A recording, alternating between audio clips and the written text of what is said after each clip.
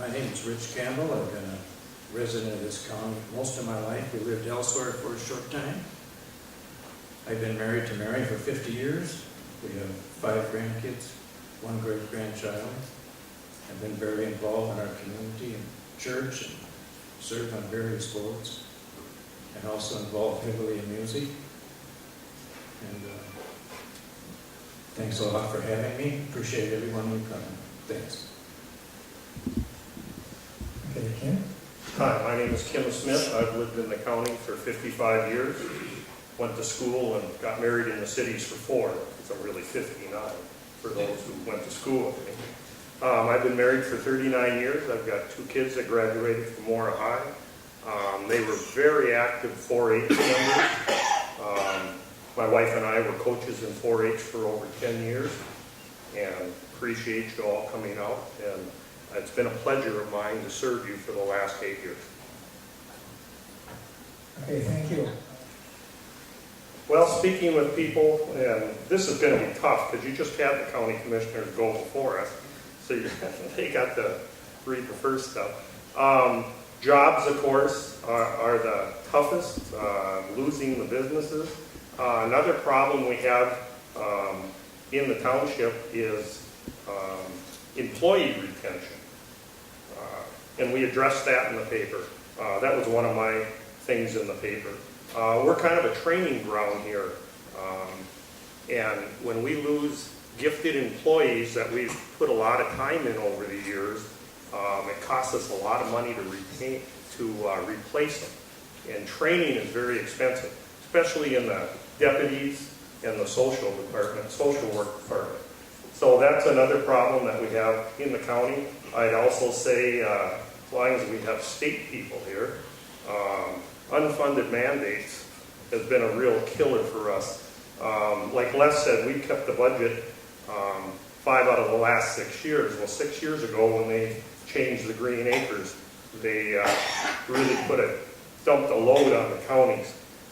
Thankfully, the last couple, they've replaced some of that money, which has helped us keep our budget. So I guess that's the main stuff.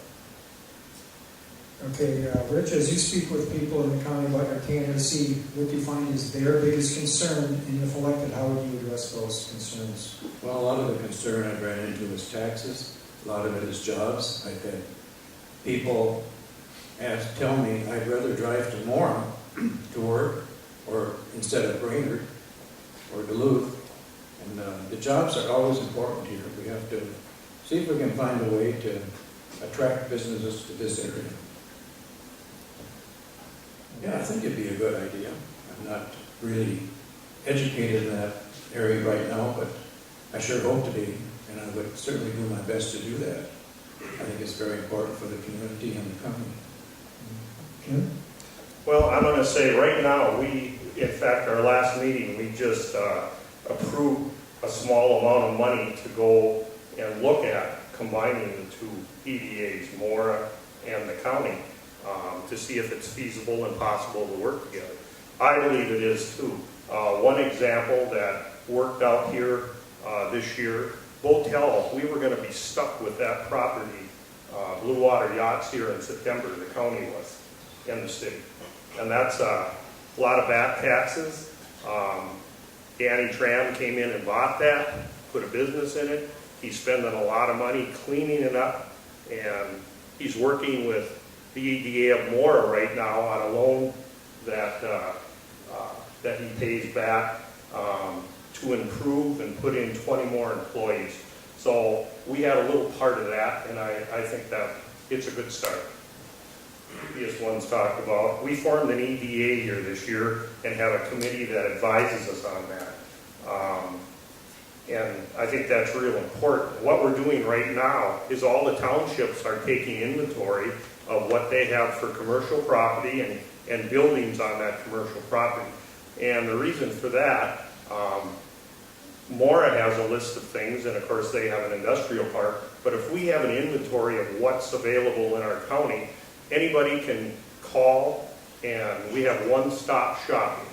If they want to set up in Peace Township, or if they want to set up in Ford Township, we can say this is what's available. You don't have to go through a bunch of red tape or jump through a bunch of hoops. And I guess that's the way we're starting. Okay. Rich, what would you do to facilitate retention and growth of businesses in Kennebunk County?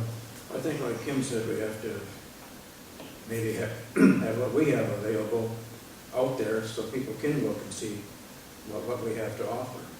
Whether it's, no matter what township it's in or if it's in the town here. There's buildings here that could use some businesses. Also in downtown, there's many buildings that are sitting empty. And it'd be nice to have that tax base and to have them productive in the community. Broadband to me is, I guess it's probably important.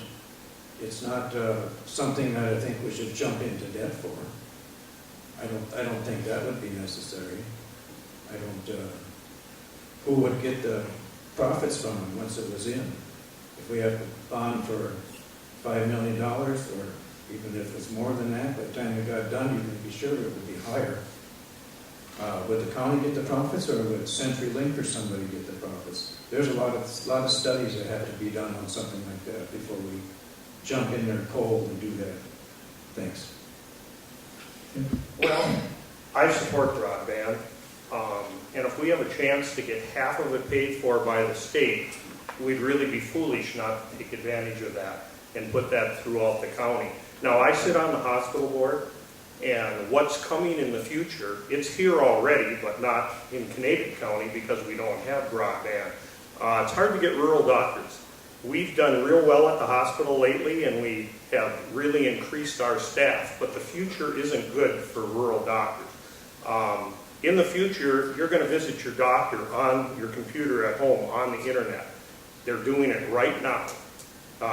They can do the tests over the computer. They can do it all right from the office.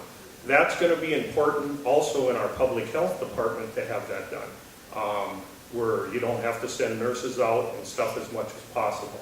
As far as we've done a feasibility study, the broadband have done that. 1 minute left. They've done that study, and the $5 million investment we would have to bond for, it's a calculated risk that I think is okay to take. I think we'll have enough subscribers to pay for the bond. If people sign up the way they've been talking to me as I've been out campaigning in the rural area there, I believe we might even give a revenue stream for the county. Like Rich said, we lease this to someone to run it. We can state the terms, and we can get a profit off of this if things go well. We need revenue streams in this county. I'm for it. I said retention of employees. That was another reason Mr. Nielsen talked about combining with Pine County and public health. Another reason for doing that is in a small county, your depth of your people is might just be one. So in public health or in family services, we have one financial person, we have one of every person. If we lose that person, we really have to scramble. By joining with Pine, it gives us another depth. So you can get someone in and train them, and you haven't lost ground, so to speak.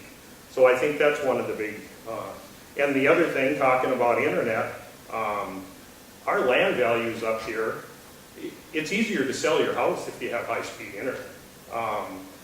People are moving into the community, and to draw younger people in, they've got to have internet where they are. I realize you can get it off the phones and stuff, but to get it wired right to your house, I think would really make a difference. And I had one business that I called on in rural Minnesota who was in Kennebunk County, who was a mechanic, and he pointed at his wall, and he said, I have to buy every one of those books every year. He said, if I had high speed here, I could push a button and it would come up on the screen. So I think that's important. That's a challenge we need to meet while we have the opportunity to get some funding. Okay. Rich, aside from jobs, what do you think are other major issues facing Canada County? I think keeping our young people here, getting like you said, jobs for them to stay here is important. And keeping the workforce here that we can supply the job stuff that the young people need to stay. Thanks. Okay. Next question. He done a good job. I like to have people say that. Rich Campbell done a good job, and he was in there, and he had the people in mind when it comes to the decision making. And he listened to us, and he was transparent on what was going on. That's what I like to Okay. I guess I'd like to say that, like Rich says, I did a good job. I want them though to say that I thought ahead and moved the county forward. I've been conservative in my stay there. We've kept the budget at zero, but we have made improvements and made some strides in things. And I think that's important. And I want people just to be able to say that I did move the county forward and make things a little better. And a final question. Well, the reason I chose to run 8 years ago was that we were so active in 4-H, and the University of Minnesota, which funded all our 4-H, really changed things around where the county had to not start to pay for things now. So I kind of joined to save 4-H at that time. It's been my privilege since then to work with the people of the county and our departments. We have some great employees and some good heads of departments. Just to try and move the county forward. We brought in timber trails. We've got a transit system now that we didn't, a bigger transit system. I think it's important to expand on that. When I've been out campaigning, there's many older people ask me, can you expand the bus system? They don't want to drive to town anymore. I serve on the hospital board. We bought all our facilities around. We own all the clinics now. We've made things a lot better. You can get in the same day at the clinic now. You might not get the exact doctor you want, but you can walk in now. I think it's important to keep the hospital expanding. We're bringing in more surgeons and more specialists every year. It keeps the rural people from having to drive to St. Cloud or Minneapolis or Duluth. So I stay on the board. The hospital is really a big push for me. Rich, why did you choose to run for office? Well, as I'm retiring from my small concrete business, I decided it was a way I could give back to the county. I have done lots of work around the county over the years, and this is my way of, maybe I can help, maybe I can move the county forward in some way, or I'll do all I can to listen to the people and work for the people. Thanks. Okay. Well, thank you all for coming. I thank you for being supportive, and I hope that you will say that Rich done good things when he's done, and I hope that I can serve in a great way. And I want to say thanks to Kim. He has done a good job in a lot of ways, and I hope that each one of you will think about voting for me, if there's any from my district here. I appreciate that. Thanks. Okay, in summary, I want to thank you all for coming. I want to thank you for letting me be your commissioner the last 8 years. I'd like to go forward. I think we have a lot to accomplish yet, and I think we're on the right track. I'd like to grow the hospital. I'd also like to, one thing that wasn't mentioned, we're even working with DNR, with the state of Minnesota right now, for tax-exempt land that's in the Snake River Forest, up where I'm from in Ford, and over by where Rich is from. We're exchanging that county land for state land in other parts of the county that we can put up for auction, put that money in the kitty, and put the money back, put the land back on the tax rolls. And I think that's a great project. I would like to continue. They're titling the land right now. So, thank you. Okay, Rich and Kim.